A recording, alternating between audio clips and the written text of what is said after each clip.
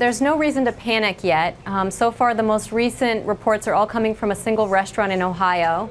At this point, they don't have a source identified, and in all likelihood, it could be sick employees that are limited to that one store. They closed the store, and they've done a thorough cleaning, and they're reopening it with new staff. So there's no reason to think other restaurants have been affected at this time.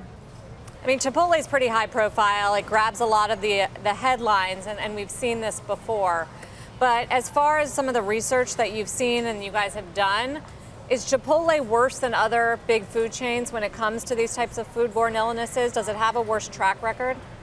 So certainly in late 2015, they had a series of high-profile incidents involving salmonella and pathogenic E. coli. And it did look like they had a serious problem with their food safety culture and their supply chain. Since that time, and they may have been slower than we like in responding to that. Since that time, they have had a changeover in leadership. They've hired a new director of food safety. They've retrained employees, and they've taken steps like providing paid sick leave, which encourages workers to stay home when they're ill and not bring that illness into the workplace.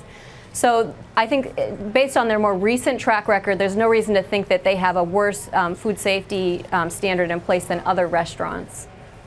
Sarah, I wonder if you could put in context some of what we know about this supposed outbreak. One, that they, of course, have not been able to trace the cause. It's only been a few days, I guess. But also that the health authorities there locally say they got some 100 calls from customers who think perhaps they were also sick. And does that sound like basically a typical type proportionate response? In other words, when people hear about something like this, that many folks would say, hey, maybe it got me too?